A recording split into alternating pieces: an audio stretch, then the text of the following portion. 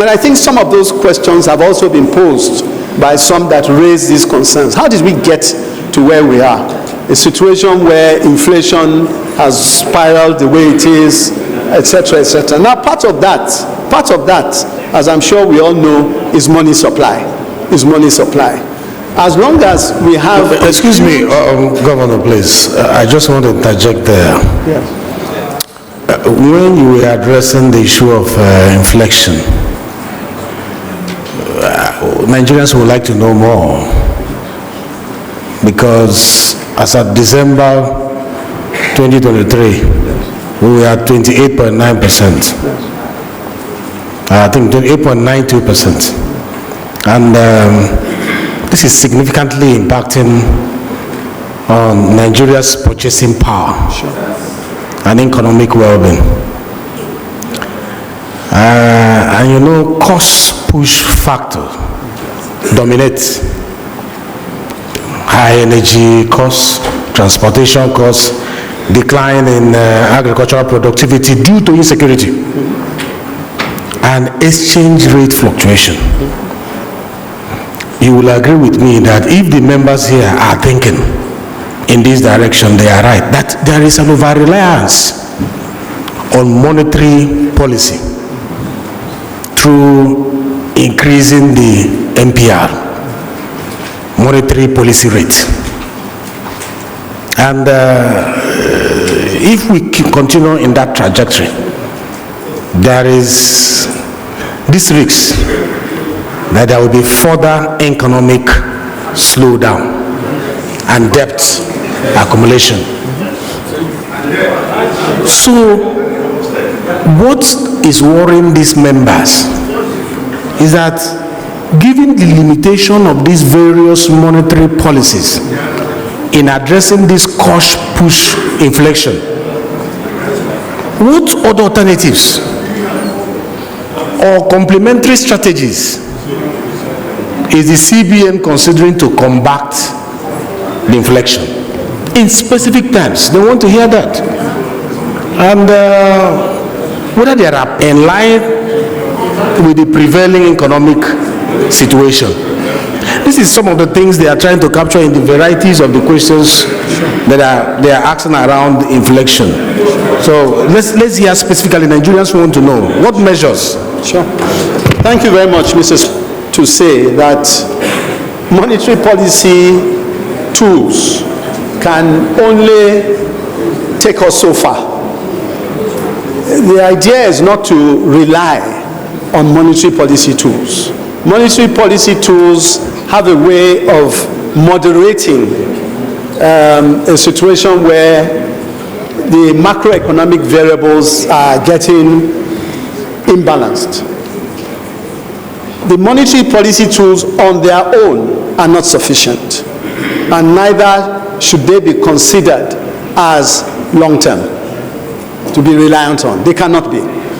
They help a situation stabilize, but ultimately it requires the work of the fiscal.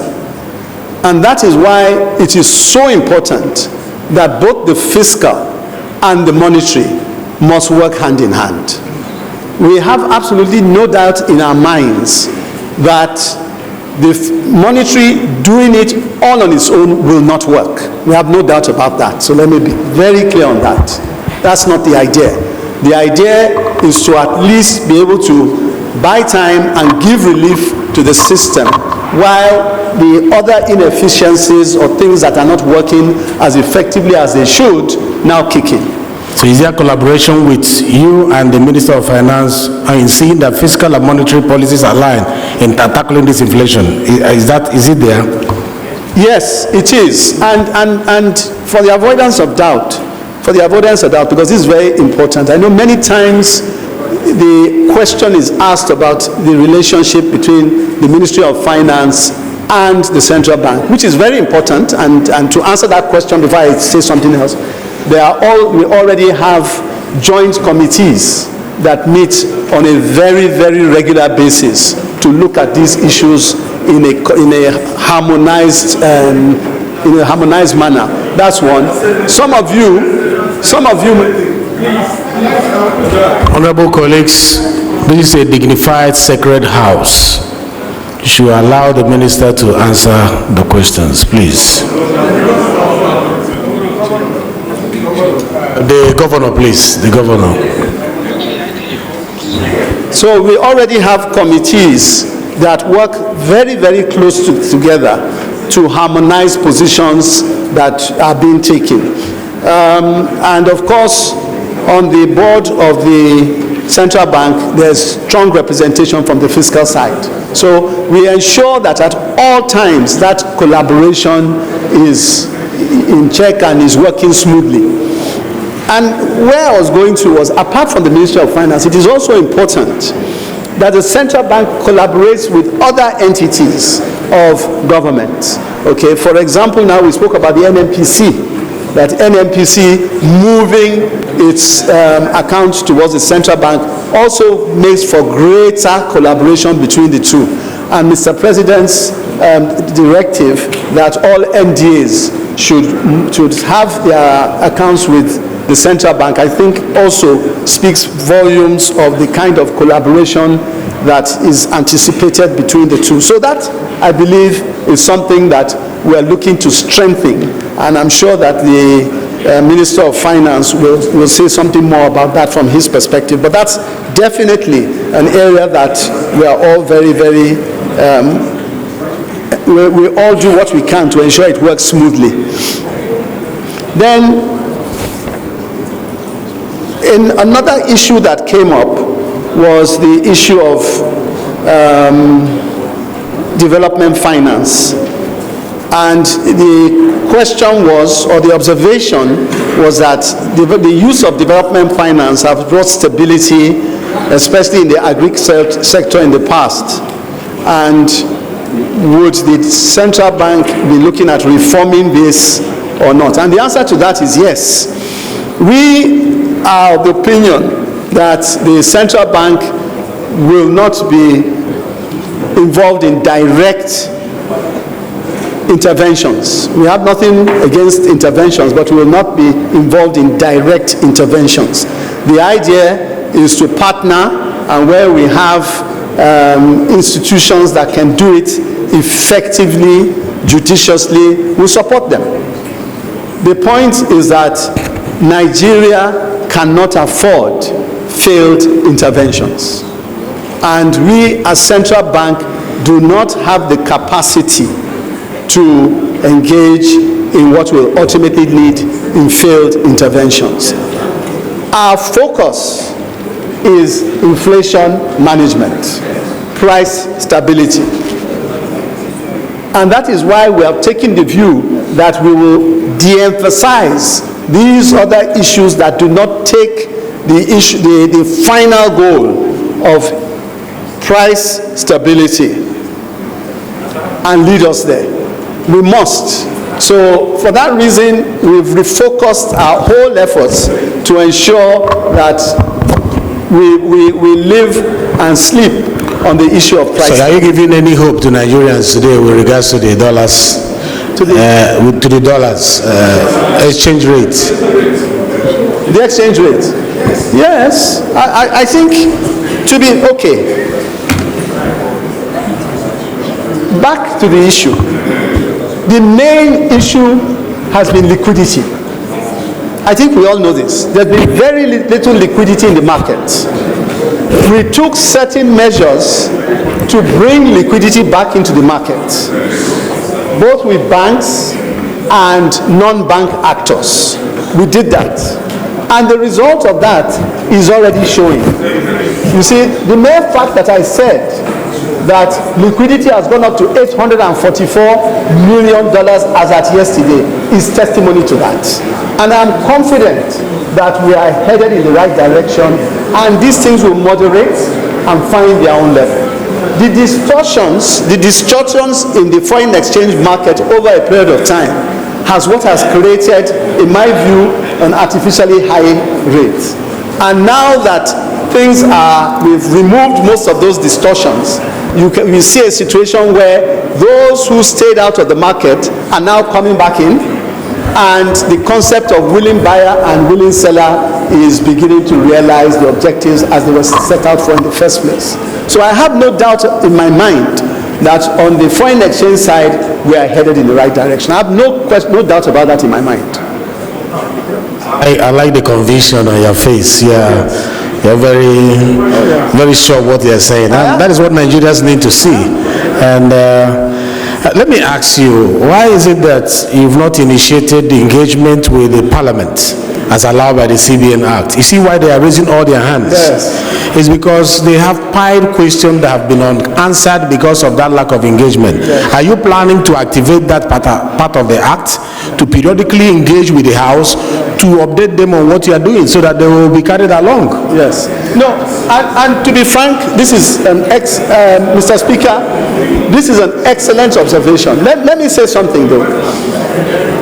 This has been a particularly difficult few months where we had to really double down and understand what was going on, some of which is very complicated, and we had to take our time to unbundle a lot of things and try certain things, discard others, and some of the circulars that we brought out a number of circulars in the past week.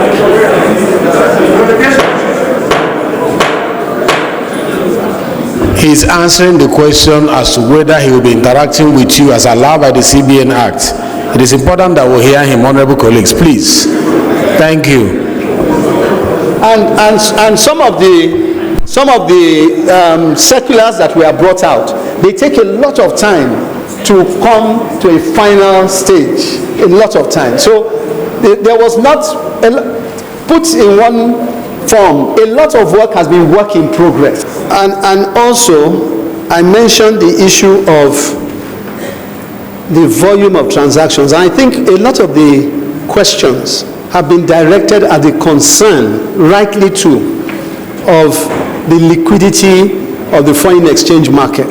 The liquidity of the foreign exchange market for quite a while has been less than satisfactory, as a result of which the central bank has rolled out certain policies to ease that.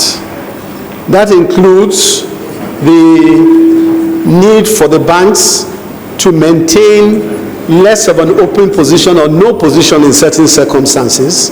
It has also included the whole issue of IMTOs having access to a free, transparent market whereby the volume of transactions that used to go to other places now goes officially within the system. So that and a whole host of other measures to ensure that we have transparency in that market and increase the volume of transactions that go through, which a number of questions have tried to find answers to. We are happy, as I said, to inform you that $844 million was the volume of transactions that were done as at the close of business yesterday. This is the first time in a very long time that we've had those volume of transactions. Who the beneficiaries are, I don't know, because it's not, it doesn't come from the central bank. And this is a good news, quite frankly. It's good news that there's sufficient enough investor confidence returning back to the market for people to feel comfortable to do that volume of transactions. That's the good news. So I think it's something that we should be pleased about, and it's something that we expect will continue to get better as the reform process continues to gather steam. A question was asked with respect to NNPC's money coming in. Has the NNPC's money come in? And the answer to that is the NNPC has commenced the process of moving the accounts and opening accounts with the central bank, and that process continues very positively. So the answer to that is yes.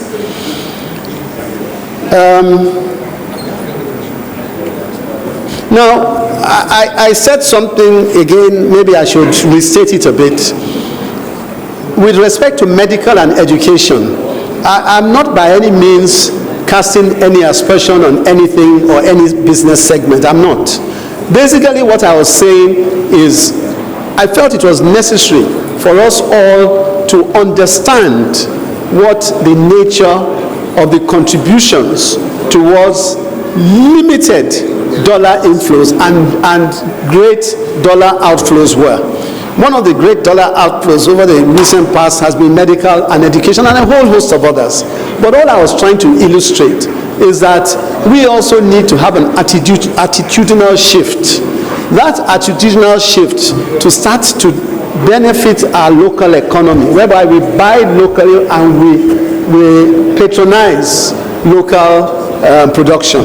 Because if we do not put these numbers into the context I gave you, that the importance of this may be lost. And basically what I was saying is that within a certain period of time, between spending on medical and education in overseas countries, the amount spent, which was estimated at about $40 billion US, was equivalent to our reserves. And that's shocking, to be quite honest. That is very shocking.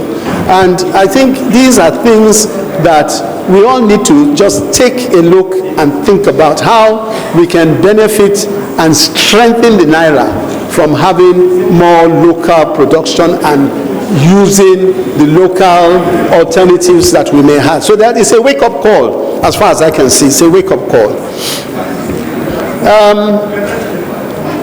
Inflation, naturally, a constantly recurring theme everywhere, and understandably, we're all very concerned, and I know that honorable members having very, very strong connections with their constituents must be inundated with worries and calls. That is what one would expect. And just to say here that, because it's important at this stage, again, in my view, to ask ourselves, to just take a look and ask ourselves, how did we get here? Pertains this. And as I said, to emphasize again, I'm very, very positive of the future in the foreign exchange market for Nigeria.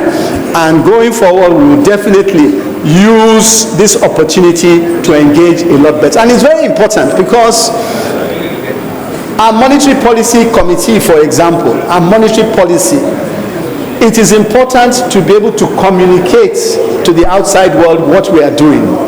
And in that process, the House of Rep is a very critical voice that will be like an interlocutor between us and the people out in the constituencies. We recognize that, and we will do everything possible to make use of this particular body. Thank you very much. There's a question that you have not addressed from Aline, some part of the headquarters to Lagos. Is it a politically influenced decision or cost effectiveness strategic action? Sure. That people need to hear it. What is it about? Yes. Is it political so that they can educate their constituents? Yes. Thank you very much. Thank you. To answer, quite frankly, nothing political about it. Let me be upfront about that. Absolutely nothing political about it. The central bank has branches all over the country. It has branches in every single state of the federation. And there's a need to calibrate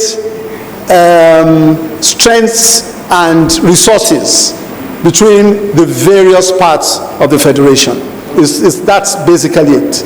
In certain parts, and it's the same in the United States, absolutely no different.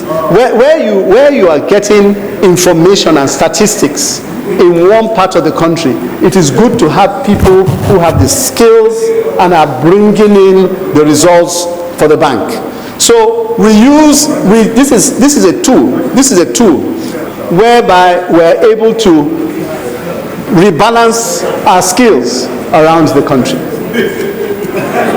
What specific department are you moving to Lagos? I'll tell you. In the case,